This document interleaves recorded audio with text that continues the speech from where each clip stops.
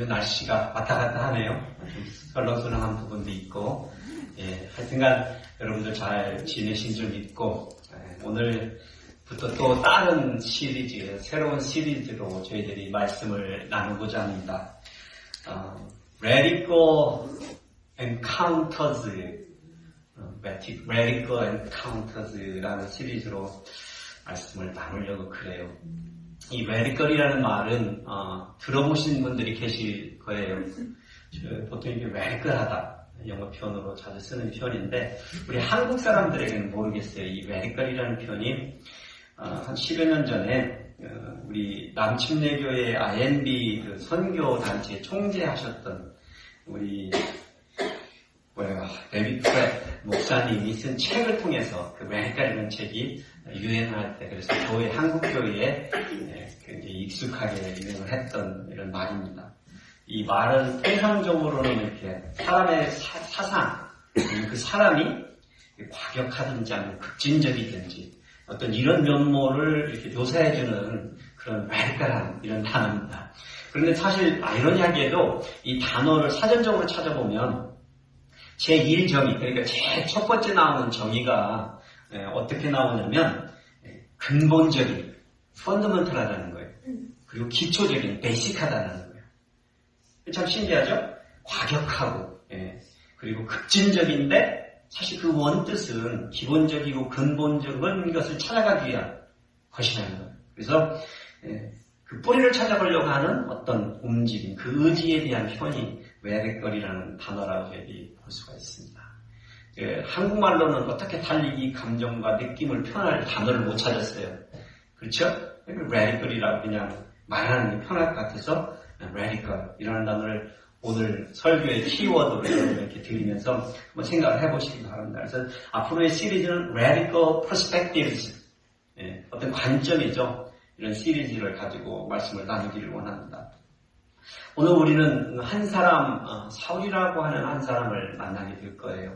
그리고 사실은 이 사울이라는 사람을 여러분들은 참 교회 다니시면서 익히 잘 아는 사람입니다. 그 사람이 어떻게 해서 초대교회의 역사 속에서 예수님의 12제자를 제 생각에는 뛰어넘어서, 물론 12제자들이 감당한 사역이 면모가 있지만 그 사람들보다도 더 어떤 초대교회에 지대한 영향을 끼친 사람이 되었는지를 Radical New Beginning이라는 오늘 설교 제목이 전부 다 영어네요. 가만히 생각해 보니까 Radical New Beginning이라는 제목으로 은혜를 나누고자. 오늘 본문은 사도행전 9장 1절에서 31절까지예요.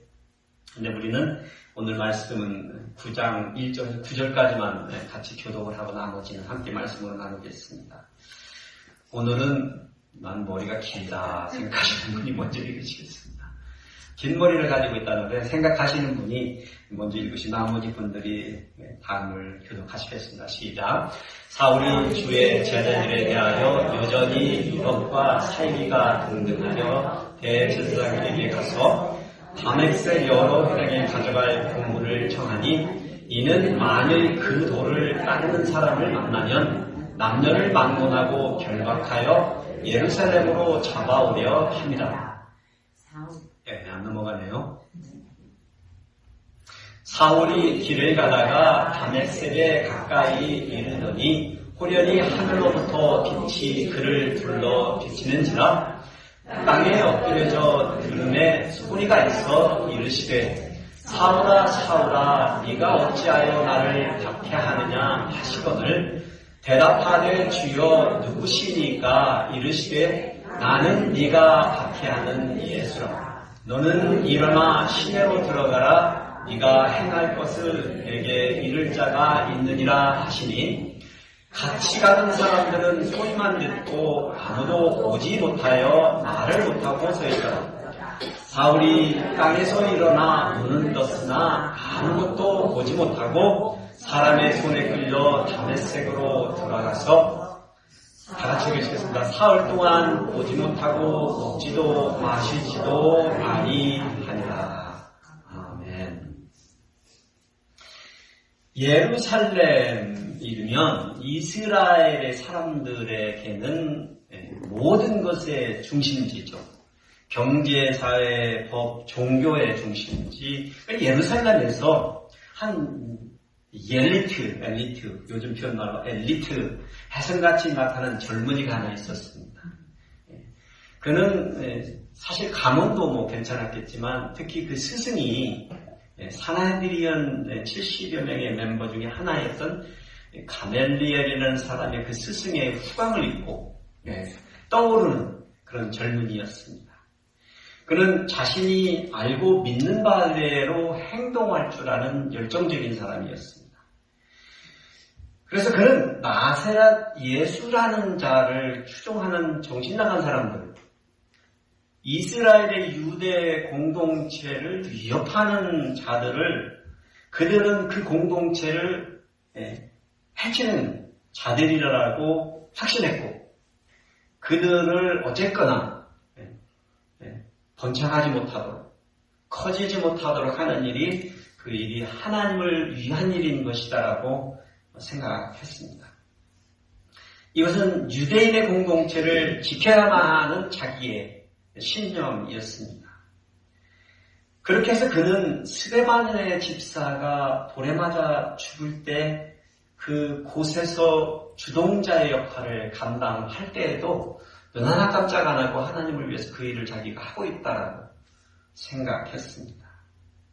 그러나 그 행동은 그 한 사람을 죽이는 것을 끝나지 않습니다. 오늘 본문의 1절을 보시면 사울이 주의 제자들에 대하여 여전히 위협과 살기가 등등하여, 그렇죠? 정리되고 있습니다. 그는 그러한 사람이었습니다. 하나님을 위해서라면, 자기의 공동체, 유대인의 공동체를 위해서라면 물불 가리지 않고 할 일을 하고자 했던 열정적인 사람입니다. 그는 자발적으로, 여기서 보면 자발적으로 대제사장한테 가가지고 자기가 다맥색으로 가가지고 여러 회당에 갈 텐데 그곳에 가가지고 할 일이 있는데 만나는 예수라는 사람의 도를, 나사렛 예수라는 사람의 도를 따르는 자들을 만나면 잡아다가 가두려고 하는데 그 일을 행할 수 있는 허락을 공문으로 써달라고 요구한 것입니다. 그렇게 해서 대제사장이 허가증을 만들어준 거예요. 만나는 그리스도인들을 잡아 체포할 수 있는 특권을 받은 것입니다. 예수를 따르는 사람들, 오늘날의 교인들, 성도들을 그렇게 무작위로 남녀를 막론하고 결박하여 예루살렘으로 호송해 올 수 있는 파워를 받은 겁니다. 권세가 생긴 것이죠. 그렇게 해서 그가 다메섹으로 간 거예요. 그 공문을 지참을 하고. 그렇게 예루살렘을 떠나서 다막삭으로 가는 그 길목에서 그러나 그는 그가 전혀 기대하지 않았던 것을 만납니다. 어느 누구도 사실은 기대하지 않았죠. 생각하지 못했던 겁니다. Radical New Beginning입니다. 새로운 인생이 그를 기다리고 있었습니다. 오늘 우리는 어떻게 해서 사울에게, 이 사람 사울에게 어떻게 새로운 인생의 시작이 될 수 있는지를 한번 바라보려고 합니다. 첫째는 하나님께서는요, 한 사람의 의인을 향하여 이 radical encounter들을 준비하셨습니다. 역시 제가 이 만들어내는 이 글, 문구를 잘 보시면 말에 누가 좀 이렇게 억지를 좀 부리는 느낌을 받으실 거예요. 하나님께서 한 의인, 여러분들의 머릿속에서는 사울이 의인인가 아닌가 이런 생각을 좀 하셔야 돼요. 한 의인을 향하여 radical encounter를 준비하셨습니다. 사실 저는 이 부분을 생각할 때마다 왜 사울이었을까? 왜 하나님은 왜 이 사울을 위하여 이 엔카운터, 만남을 준비해 주셨을까라는 생각을 해봅니다. 왜 하필 이 사람이었을까? 물론 그 답은 사실 하나님만 아시겠지만 오늘 이야기 속에서, 본문의 이야기 속에서 우리는 이것을 어떤 면에서는 유추해낼 수 있습니다. 사울이라는 사람은 하나님에 대해서 그렇게 열정이 있었고 하나님의 나라를 위해서는 무릎을 가리지 않는 자타가 공인하는 의인이었습니다. 그리고 스스로도 의인이었습니다. 그래서 의인입니다. 이 사람을 통해서 사실 평생을 젊은 사람이 이스라엘 예루살렘의 그곳에서 산헤드린의 사람들의 인정을 받는다는 것은 사실 쉬운 일이 아닙니다. 아무리 나라가 작아도 쉬운 일이 아니에요. 그런 젊은이였기 때문에 의인이 아니고서는 그렇게 될 수가 없는 것이죠. 사울은 지긋지긋한 예수쟁이들을 없애겠다는 열정에 사로잡혀서 지금 예루살렘에서 북쪽으로 240km 떨어진 다메섹으로 가고 있었던 것이에요. 그때 벌어진 일이요. 그 길목에서 벌어진 일은 여러분이 아시다시피 예사로운 일은 아니었지 않습니까? 길을 가는데 갑자기 하늘에서 빛이 후련히 그를 둘러 비추었습니다. 이 모양새는 저는 이렇게 생각해봐요. UFO 영화를 보시면 하늘에서 UFO가 밤에 이렇게 쭉 가가지고 원망 같은 UFO에서 빛을 쫙 비치면 찬란한 빛으로 그 밑에 있는 사람이 놀라가지고 두려움에 비슷한 장면 같아요. 하늘에서 빛이 쫙 쬐니까 사울이 그 자리에서 땅에 엎드려졌습니다. 그리고 한 소리가 들려왔습니다. 사울아, 사울아, 네가 어찌하여 나를 박해하느냐 라는 말씀이었습니다. 사울은 곧바로 반응합니다. 주여 누구십니까? 누군지도 모르는데 말투가 벌써 공손하지 않습니까? 주여, 주여. 사울은 그가 누군지는 모르지만 분명히 자기보다는 능력이 있고 힘이 있으신 권세가 있으신 분이라는 것을 직감적으로 알았던 것 같습니다. 큐리오스, 주님, 주님 이렇게 부른 것입니다. 이 말은 큰 힘이나 권력이 있는 자에게 쓰는 단어입니다. 자기보다 이 엄청난 힘을 가진 능력을 가진 분이 나타난 것을 알아버린 거죠. 두려움에 땅에 엎드러진 겁니다. 이것은 사실 사울에게 찾아온 디바인 음성이죠. 하나님이십니다. 주님이십니다. 예수님이십니다. 그런데 우리는 여기에서 누구십니까? 라는 이 사울의 질문에 답하는 목소리에 좀 귀를 기울여야 합니다. 나는 네가 박해하는 예수라 라는 답입니다. 그렇습니다. 그 목소리의 주인공은 예수님이셨습니다. 부활하신 예수님이시죠. 그리고 사울에게 말씀하십니다. 네가 박해하는. 우리가 아는 한 사울은 예수님을 박해한 적이 없습니다. 사울은 그 후대의 사람이죠. 이미 예수님의 박해 사건은 끝났고 예수님은 죽었다 살아나셔 하늘로 승천하시고 이제 그의 제자들을 그의 도를 따르는 자들을 그가 지금 핍박하고 있었던 것입니다. 사실 예수님께서 네가 나를 핍박한다라는 이 표현은 우리들에게 엄청난 것을 말해주고 있습니다. 우리 성도들이 왜 우리 교회가 이 교회가 그렇게 중요하다라고 그리스도의 몸이라고 말하는지를 증명해주는 예수님 스스로의 증언입니다. 우리가 그렇게 우겨가지고 우리 교회가 그리스도의 몸이라고 우리가 우기는 게 아니고 우리 성도들이 그리스도의 몸이라고 우기는 게 아니고 우리 주님께서 오늘 이 시간에 다른 사람들 앞에 그것도 우리들에게 말씀하시기도 하시겠지만 다른 사람에게도 기꺼이 저들은 나다라고 말씀하신다는 거예요. 나는 별거 아닌데 나는 믿음이 별로 없는데 나는 그냥 교회에 왔다 갔다 하는데 상관없습니다. 주님은 그래도 네가 핍박하는 자가 바로 나다라고 사울에게 말씀하시는 이 음성을 똑같이 우리들을 그렇게 대해 주시는 것입니다. 우리 예수님께서 요한복음 17장 21절을 보면 아버지여 아버지께서 내 안에 내가 아버지 안에 있는 것 같이 그들도 다 하나가 되어 우리 안에 있게 하옵소서라고 말합니다.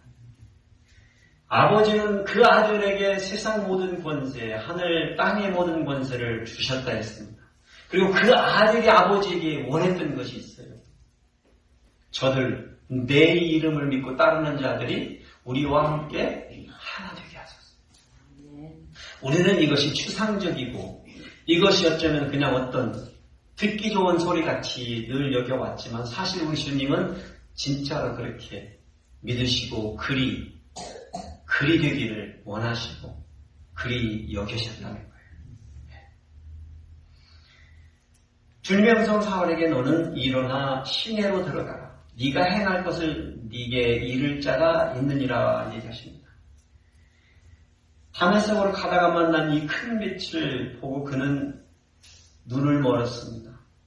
같이 가던 사람들은 소리만 들었고 아무것도 보지는 못했다라고 증언해주고 있습니다.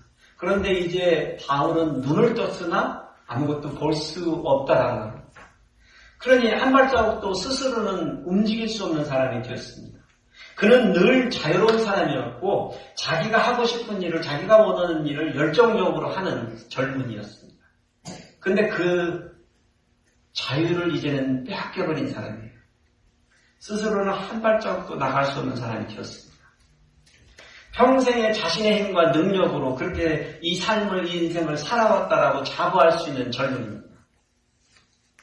그러나 이제 그는 누군가가 그의 손을 잡아주지 않으면 한 발자국도 앞으로 나갈 수 없는 상황에 빠진 것입니다. 그렇게 그는 겨우 다른 사람의 손에 의지해서 다메섹 성으로 들어갔습니다. 그는 자신이 부인하고 믿지 못하던 예수님의 실체를 엔카운터한 이 사건 후에 다메섹 성읍에 도착해서 그는 거의 사흘 이상을 보지도 못한 채 먹지도 않고 마시지도 않으면서 지냈습니다. 스데반을 돌로 쳐 죽이는 것을 하나님을 위한 것이라고 착각했던 것을 깨달았을 것입니다. 예수의 도를 따르는 자들을 잡아 가두려고 했던, 그렇게 숨가쁘게 살아왔던 자신의 삶이 얼마나 헛것이었는지를 알게 되었던 것입니다. 사실 훗날에 이 사울이 자신의 그랬던 모습을 디모데전서 1장 15절에 보면 이렇게 표현해 놓고 있습니다. 나는 교인 중에 내가 괴수니라. 그렇게 고백해 놓고 있어요. 그런데 우리 주님께서 그를 찾아와서 어떻게 해주셨다고요? 만나주셨다고요. 엔카운터 해주셨다고요. 여러분 상관없습니다. 여러분이 어떤 인생을 살아가고 있는지, 살아왔는지 상관없습니다. 여러분, 여러분의 주위에 어떤 사람들이 어떤 인생을 살고 있는지, 어떤 인생을 살아왔는지 상관없습니다. 주님이 원하시는 것은 그 한 사람 한 사람이 누구라도 다 우리 하나님, 우리 주님을 만나시기를 원하신다. 그렇게 해주시기를 원하신다. 오늘 사울에게 찾아온 이 사건은 메디컬 엔카운터입니다. 하나님께서 계획하시고 집행하신 일이에요. 그러니 사울은 그것을 알아차렸을 것입니다. 그 강력한 힘. 자신이 그동안 믿고 의지해왔던 자신의 육체. 그게 자기의 생각과 의지를 송두리째 무력화시켜버린 이 사건을 통해서 이제 그는 육신의 눈은 멀었습니다. 그러나 이제 자신이 얼마나 큰 죄인이라는 것을 깨닫기 시작했을 것입니다. 예수님이 실체가 그 눈앞에 나타났었습니다. 그런데 이 모든 것을 하시는 이가 누구십니까? 우리 주님이시죠. 하나님이십니다. 사실 사울이 어떻게 변화했는지를 저는 처음에는 말씀을 드리고 싶었어요. 그래서 저는 설교의 흐름을 우리도 그렇게 사울처럼 살고 싶습니다. 변하고 싶습니다라고 말씀을 드리고 싶었는데 사실 모든 본문을 공부해 보니까 사울이 한 것은 하나도 없단 말입니다. 우리 하나님께서 찾아와 주시고 우리가 알 수 없는 방법으로 그를 만나 주시고 계시다는 거예요. 그래서 사실 잘 돌아보면 우리를 만나주신 주님께서도 모양은 다르고 그 높낮이가 있지만 그래도 우리 주님께서 우리를 엔카운터 해주신 것은 그분의 여전한 주권 가운데서 그분의 방법으로 우리들에게도 그리 해주셨습니다. 아멘. 그리고 우리가 알고 있는 많은 다른 사람들, 믿음이 없는 사람들, 교회에 오고 싶지 않은 사람들, 교회를 대적하는 사람들, 욕하는 사람들조차도 하나님께서는 똑같은 마음으로 그들을 만나시기를 원하신다는 거예요. 아멘. 우리 하나님께서는 우리가 상상하는 것 이상으로 우리의 인생에 개입해주고 계십니다. 사울의 인생에도 그리 했었던 것입니다. 여러분, 저와 여러분, 그래서 우리에게 닥쳐오는 우리가 이해할 수 없는 문제? 아니면 상황? 아니면 내가 빠진 이 무기력한 상황? 어려운 육신의 아픔, 정신적인 아픔, 어떤 것이라도 우리가 그 가운데 하나님께서 계획해 주시기를 원하신다는 것을 알면 어쩌면 우리에게는 그러한 문제점들과 그런 상황들을 헤쳐나갈 수 있는 돌파구를 찾을 수 있을 것입니다. 우리 두 번째로 하나님께서는 그 한 사람의 죄를 향하여서 특별한 사명을 준비해 주셨다는 것을 배울 수 있습니다. 사울은 의인이었는데 제가 이번에는 그를 죄인이라고 부르고 있습니다. 그리고 사울은 여기쯤에서 스스로도 제가 이 말을 그 사람에게 한다고 해서 저를 나무라지는 않을 것 같습니다. 내가 사람을 죽였구나. 내가 정말로 혐의가 없는 사람들을 잡아 가두려고 했구나 깨달았을 것입니다. 그가 물과 음식을 마시지도 먹지도 않고 사흘상을 지냈다라고 표현하고 있어요. 그 문맥의 흐름을 보면 그가 두려움과 기가 막혀가지고 음식을 먹을 수도 없는 그런 기지맥히는 상황 같이 보이지만 사실은 그는 하나님께 나와 기도 중이었습니다. 그런데 하나님은 그를 위해서 또 준비해 주신 게 있어요.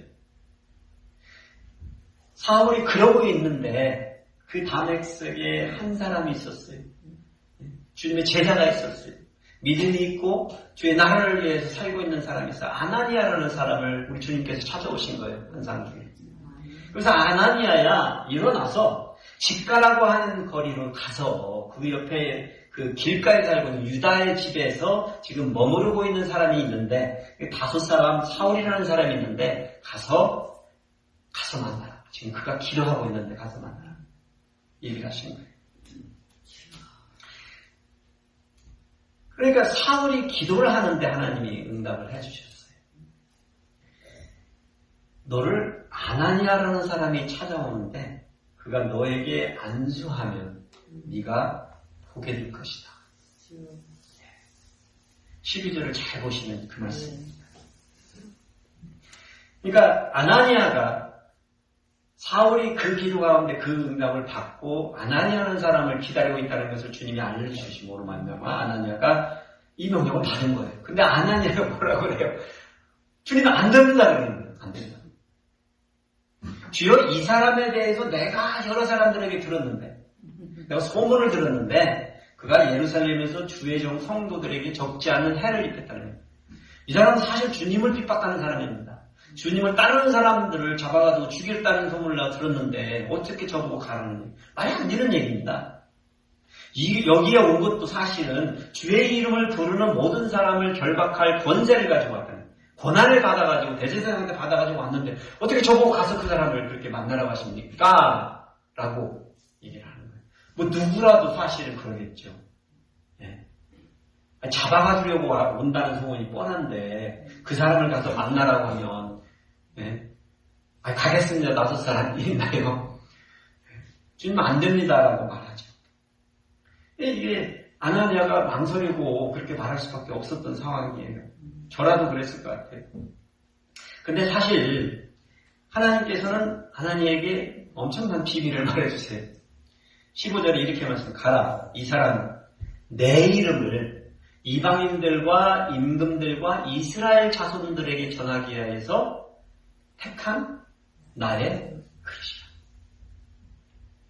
그가 내 이름을 위하여 얼마나 고난받아야 할 것을 내가 그에게 보이리라 하십니다. 아니요. 이 살인자에게요? 아니 이 박해자에게요? 아니 세상에 사람이 없어서 그런 사람을? 이것이 우리들의 생각입니다. 어떻게 그런 사람이 믿을 수 있습니까? 어떻게 그런 사람이 교회에 나올 수 있습니까? 아니요. 하나님께서는 사실 사람 중에서 가장 가능성이 없는 걸로 치면 사울 같은 사람은 가능성이 1%도 아니고 0.1%도 아니고 0.001%도 아니었을 것입니다. 만일 저와 여러분에게 그런 선택권이 있다면 그랬을 것입니다. 그런데 어찌된 일인지 주님에게는 이 사람이 넘버 1 픽이었습니다. 네. 자기의 이름을 전할, 지금 자기의 이름을 핍박하는 사람을 들어서 자기의 이름을 전할 사람으로 쓰겠다라는 것이. 이 사람 이 죄인을 쓰시겠다는 거예요. 자기의 이름을 위하여 제자로 삼아 쓰시겠다는 거예요. 우리 좀 누가요? 나를 원수처럼 대하고 대적하는 사람에게 자기의 목숨을 내어 지킨 소중한 사명을 줄 수 있습니까? 내가 하고자 하는 일을 나누어서 동역하시겠습니까? 동업하시겠습니까? 우리는 할 수 없죠, 사실은. 근데 우리 주님이 그리 하신 거예요. 예수 그리스도께서는, 주님께서는 자기가 하고자 하는 일을, 그 사명을 지금 이 사울이라는 사람과 나누겠다는 거예요. 같이 하겠다는 거예요. 이해가 되시나요? 받아들여지시나요? 이게 얼마나 놀라운 일인지? 이것이 하나님의 주님의 놀라운 섭리와 계획의 매력한 부분입니다. 사실은요, 하나님께서 이 땅에 사람의 몸을 입고 이 땅에 오신 것부터가 매력하죠, 그렇죠? 하나님이 어떻게 저와 여러분도 구원하시고 온 세상에 죄를 짊어지시고 십자가에서 돌아가시고 장사한 지 사흘 만에 부활하시는 것이 바로 그 증거예요. 그 사랑이 매력한 부분이. 하나님께서 우리를 사랑하는 것 자체가 우리 인간이 이해할 수 없는 방법입니다. 저와 여러분은요, 우리의 이성과 논리로 이 믿음을 받아들인 사람이 아니에요. 성령께서 받아들일 수 있도록 우리의 이성과 논리를 잠재워버리신 거예요. 그래서 우리가 믿게 된 거예요. 그래서 우리는 이 은혜가 하나님의 선물이라고 고백하는 겁니다. 여러분, 우리에게 주어진 성도라는 이 이름이요, 가벼운 것이 아니에요. 하찮은 것이 아니에요. 주님께서는요, 우리들로부터 그래서 레디컬한 반응을 기대하고 계세요. 기다리고 계세요.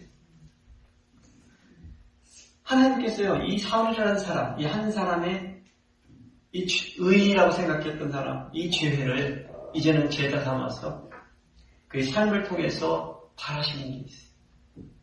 레디컬한 변화를 바라셨어요.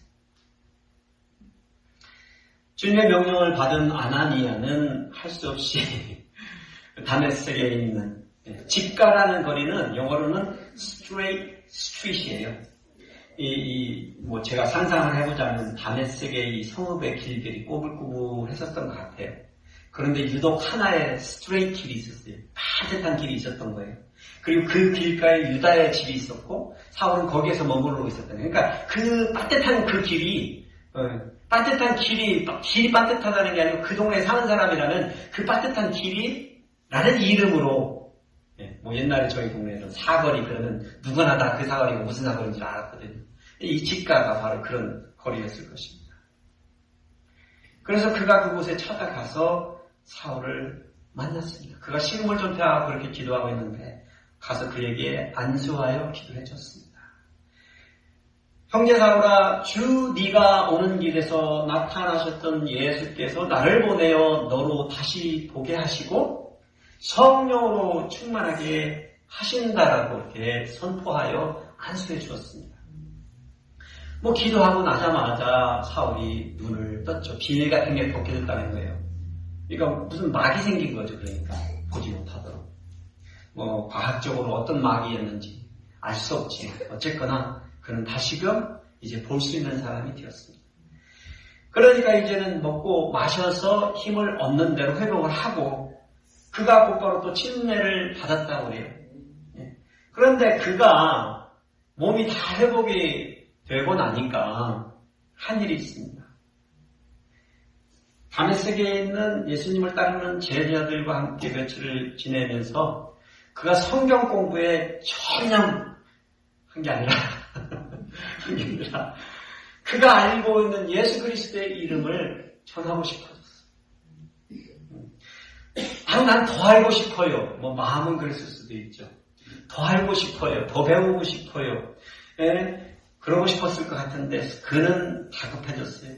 그는 즉시 회당으로 나아가 예수가 하나님의 아들이심을 전파했어요. 주님을 만난 사울이 이 한 사람의 제자가 레디컬한 어떤 것을 체험하고 있어요. 변화를. 사실 이 변화는 사울 자신만 지금 황당하지 않고 있어요. 뒤에 있는 모든 사람에게는 이 황당한 일입니다. 모든 사람에게는 웬? 믿어지지 않는 것이죠.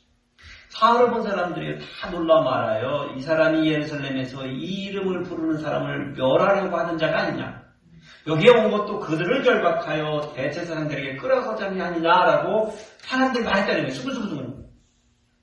믿지 않는 거죠. 믿을 수가 없는 거죠. 놀라운 거죠. 제가 돌았나? 우리말로 편식으로 말하면 그랬을 것입니다. 유대인들이, 특히 유대인들 당혹스러웠을 거예요. 이 레디컬한 변화. 제가 우리 편인 줄 알았는데 저가 지금 뭐 하는 짓이야?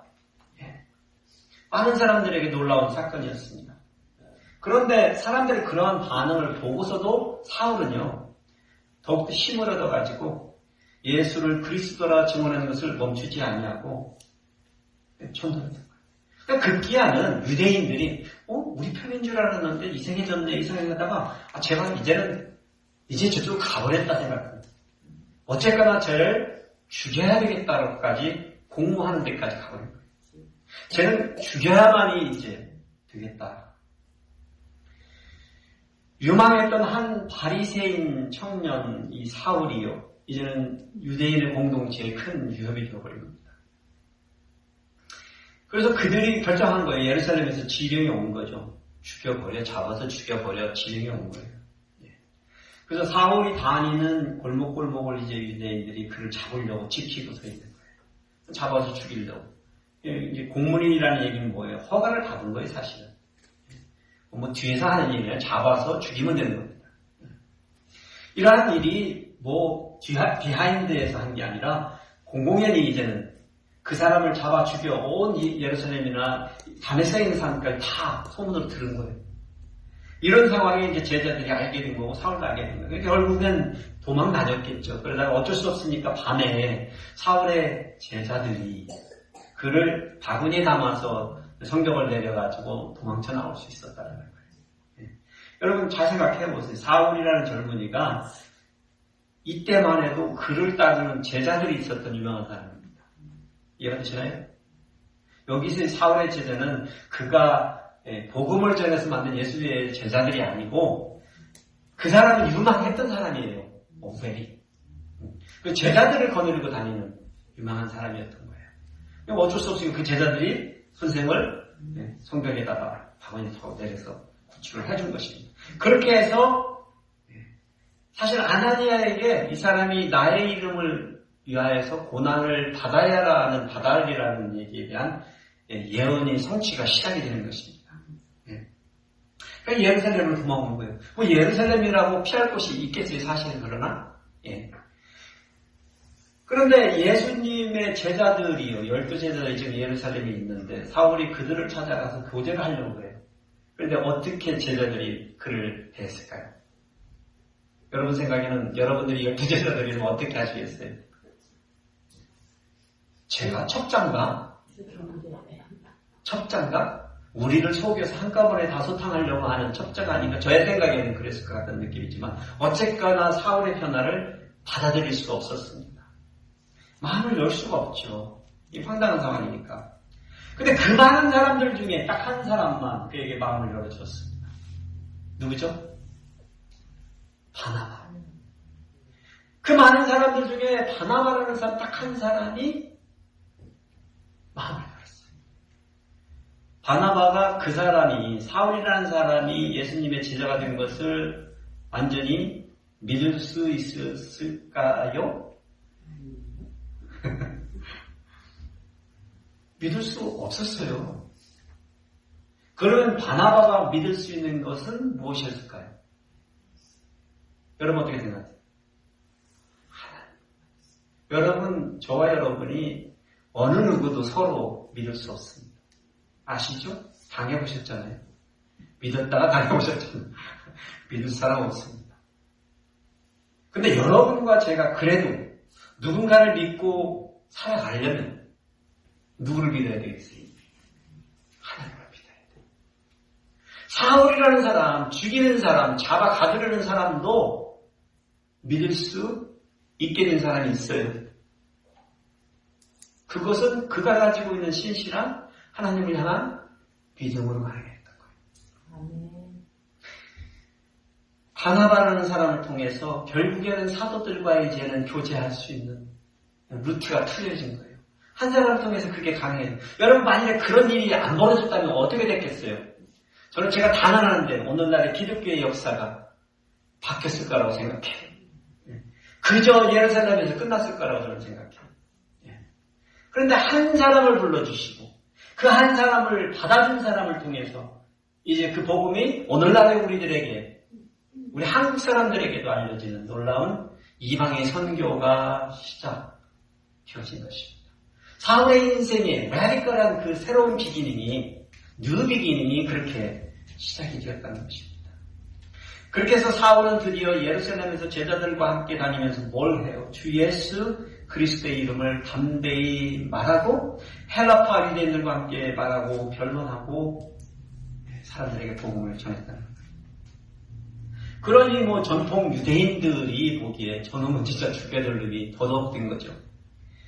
결국에는 사울은 예루살렘에 머물 수가 없었습니다. 요주 인물이 되었기 때문에 예루살렘을 피해서 가이사랴를 통해서 다시금 자기가 머무르던 다소를 거쳐서 그 사역지로 가게 된 것입니다. 여러분 그렇습니다. 변화받은 한 사람, 또 그 사람을 믿는 다른 한 사람에 의하여 초대기에 나타나는 복음의 능력은 실로 라디컬한 변화를 가져왔습니다. 31절을 보시면 이렇게 증언해주고 있습니다.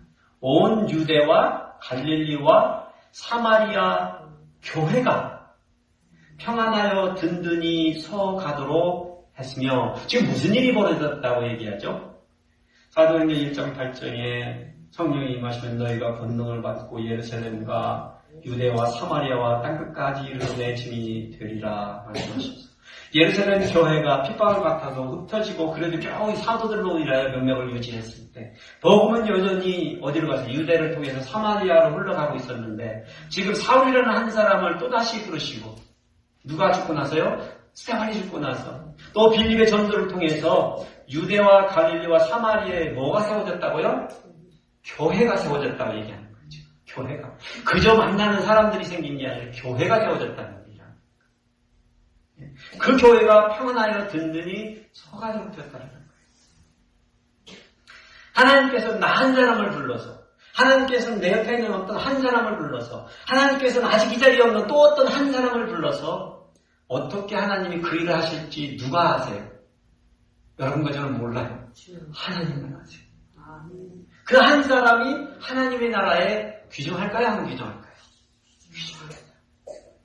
그래서 우리는 너무나 자주 크고 많은 사람의 숫자를 보기를 원하지만 하나님의 역사 가운데, 계획 가운데서 늘상 그래 오셨습니다.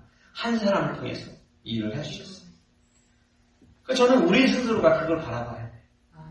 하나님은 나 한 사람을 통해서 하시고자 하는 일이 있나? 그것이 무엇인가? 궁금해야 돼요. 인생이 따분하면, 답답하면 그걸 고민하세요. 네. 정말 나를 통해서 하시고자 하는 일이 뭐지? 그냥 이렇게 살다 가도록? 인생에서 세상 사람들이 다 하기를 원하는 거, 일도 해보고, 공부도 해보고, 직장도 가져보고, 성공도 해보고, 실패도 해보고, 믿어도 보고, 당해도 보고, 미워도 해보고, 사랑도 해보고, 다 해봤는데, 뭘 하기를 원하시죠? 물어보자는 거예요, 물어보자는 거예요. 이제는 내가 더 이상 옛날같이 젊지도 않고, 대부분의 여러분들은 뭘 하기를 원하시나요? 하나님께서 만나주시고, 의롭다 생각했는데 네가 죄인이라고 깨닫게 해주시고, 내가 죄인인 줄 알았는데 예수님이 제자 삼아주시고, 그냥 사는 게 의미 없다 생각했는데 내게 새로운 사명을 주시고, 사울의 인생이 그렇게 새롭게 시작된 거예요. 그는요, 하여튼간 개성 있는 사람이었어요. 세상 말로 개같은 성격을 가진 사람이에요. 하고 싶은 일을 위해서는 죽이기도 하고 살리기도 잡아 가두기도 하고 싶은 열정 있는 사람이에요. 세상에서는 그렇게 성공한 사람이 되었지만 정말 좋은 사람들에게는 그는 아니었어요. 여러분과 저에게도 그런 면모들이 있을 수 있어요.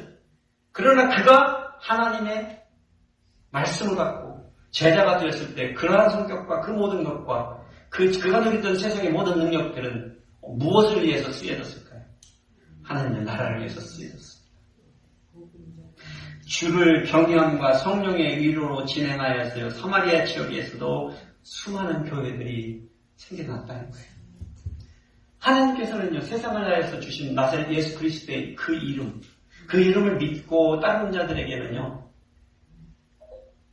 그냥 평범한 변화도 믿었으니까 이제 구원받았으니까 평안히 살자, 평안히 살자, 이젠 됐다. 그렇지만 우리들에게 진짜로 원하시는 것은 라디컬한 변화를 요구합니다. 세상을 따라가던 삶에서 돌아서서 이제는 주님을 따라가는 삶을 살기를 원하십니다. 이게 처음부터 그분이 우리를 향해 가지고 가셨던 그 사랑의 모습입니다. 그 사랑이 라디컬한 거예요. 어느 신들이, 어느 우상신들이 자기가 몸소 사람이 되어서 사람처럼 와서 고난받으시고 당하시고 우리 사람처럼 살다 가시고 이 일을 위하여 자기가 죽으시고 그런 것을 시도했다고 하는 신에 대한 얘기를 신화라도 들어보신 적이 있나요? 없습니다. 우리 성도들에게요. 그래서 오늘 본문에서 우리가 사울을 만나주신 우리 주님을 통해서 우리가 배워야 되는 것은 이렇게 하나님께서 우리들에게 위로를 주시는 것, 이런 위로를 누리시기도 하겠지만 어떤 도전의 말씀을 받기도 해야 합니다. 우리는 각자가 온도 차이는 있지만 우리 인생 가운데 하나님께서 늘 개입해 주셨다고 제가 말씀을 이미 드렸어요. 그래서 하나님의 은혜가 늘상 있어 왔습니다. 우리가 그저 그것을 세워보지 않았을 뿐이에요. 무게를 다 보지 않았을 뿐이에요. 그러나 하나님의 은혜는 늘상 우리 가운데 있어 왔습니다. 우리를 만나주신 주님의 뜻은요, 우리의 개인의 구원을 넘어서는 것입니다. 한 사람을 구원하고자 그냥 우리를 구원하신 게 아니에요. 우리에게 특별한 사명을 주시기를 원하셨어요. 이것은요, 우리의 삶 가운데서 하나님의 뜻을 찾고 우리가 그의 뜻에 순종하는 삶을 통해서요, 우리가 변해서 그분이 원하시는 이 일을 할 수 있는 사람이 되기를 원하시는 거예요. 사울은요, 이제 주님을 만나서 그가 이방인과 유대인들과 세상의 임금들을 향하여 예수 그리스도의 이름을 증거하는 삶을 살도록 부름을 받았다라고 분명하게 주님께서 말씀해 주셨습니다. 근데 잘 생각해 보면 사울은 그렇게 자기에게 있었던 능력과 권세와 그의 위치에서 그렇게 부름을 받았지만 저와 여러분 다르지 않습니까? 그렇죠? 나는 사울이 아니지 않습니까? 그렇습니다. 우리는 아닙니다. 사울과 같을 수가 없어요. 그래서 중요한 거는 나는 나대로의 인생이 있어 왔다는 거예요. 나는 나대로의 인생 위치에서 내가 하나님께서 나를 통해서 이루기를 원하시는 사명이 있을까요? 없을까요? 분명히 있습니다. 분명히 있습니다. 여러분이 죽기 전에 한 사람을 전도하는 것이라면 그게 값어치가 있나요? 없나요? 저는 분명히 있다고 생각합니다. 아멘. 만일에 바나바가 사울이라는 사람 한 사람을 받아들이고 죽는 것이 그의 인생의 목적이었다면 그 사람의 인생의 가치가 있었을까요? 없었을까요? 저는 있다고 봅니다. 그래서 여러분들이 나가서 난 아직 수십 명을 하면서 전도해보지 않아. 제가 이 교회 와가지고 전도왕 이런 거 가지고 상도 주고 그런 짓 안 할 거예요. 그런 짓 안 할 거예요. 만일에 하나님께서 여러분을 통해서 정말 한 사람만 하시기를 원하신다면 그것은 여러분의 목이에요. 이게 10사람이라면 10사람은 여러분의 목이에요. 여러분이 살 같은 사람이라면 그가 알고 있고 있는 그의 지적과 그의 경험과 그의 영광을 통해서 수많은 사람을 구원할 수 있는 것이 여러분의 목이라면 그것도 여러분의 목이에요. 그러나 그 목을 내 것이라고 착각할 필요도 없고 그처럼 해야 된다고 착각할 필요도 없어요. 죄책감을 느낄 필요도 없습니다. 사실은. 그저 나에게 주어주신 이 상황에서 내가 할 수 있는 것만 감당하면 돼요. 제가 늘상 말씀드립니다. 성령이 말씀하시면 거절하지 마세요. 아멘. 여러분이 생각에 이성적으로 했어야 되는 데는 거절해도 돼요. 그건 내 생각이니까 무시해도 돼요. 그런데 여러분이 정말 내 생각이 아니고 우리 하나님께서 말씀하심에 확신이 있으시다면 여러분 거부하시면 안 돼요. 아멘. 그만큼은 순종하셔야 돼요. 아멘. 사울은요, 다메섹에 기독교인을 잡으러 왔다가 그가 예수님을 만나고 나서 첫 번째로 한 게 뭐예요? 힘을 얻고 나서 간 게 뭐예요? 이제 예루살렘에 돌아가서 사도들과 함께 교회를 세우리라 그렇게 얘기했습니까? 그렇게 얘기했어요? 그걸 기다리고 되돌아왔습니까? 어떻게 했습니까? 바로 그 길목, 자기가 잡으려고 했던 그리스도인들이 있는 그 길목에 가서 그 사람들과 섞여서 예수 그리스도의 이름을 전했다는 거예요. 여러분, 이게 생각해서 이게 이치에 맞는 얘기입니까? 우리 같으면 야, 가서 이제 돌아가서 본격적으로 한번 해보자, 뭐 이런 생각이었을 거 아니에요. 여러분, 우리가 서 있는 바로 그 골목, 내가 머무르고 있는 그 성읍, 여러분, 나중에 내가 은퇴하고 나서 선교 가야지 꿈도 꾸지 마세요. 누가 저한테 그런 말 하면 귀 안 담아 듣습니다. 늘상 말씀, 우리가 서 있는 그 골목, 여러분이 아침에 산책하다 만난 그 한 사람, 그 한 사람을 위해서 여러분을 보내셨는지도 모른다니까요. 딱 그 한 사람. 말할까 말까. 성령이 음성을 들려주시면 내가 일하고 있는 그 직장, 그곳에서 나를 괴롭히는 놈, 그 사람일 수도 있단 말이에요. 비록 나는 하나지만 혹시 알아요, 나를 죽이려고 하는 자가 하나님이 정죄해준 운명적이고 숙명적인 내 사명인지, 내가 살고 있는 이곳, 우리 동네가 아무리 외졌다 치더라도 이곳이 나에게 보내진 선교지라면 우리는 그 복음을 부끄러워하지 말고 우리가 그 복음의 능력을 담대하게 전할 수 있는 용기와 열정을 회복하실 수 있는 저와 여러분이 되시기를 축복드립니다.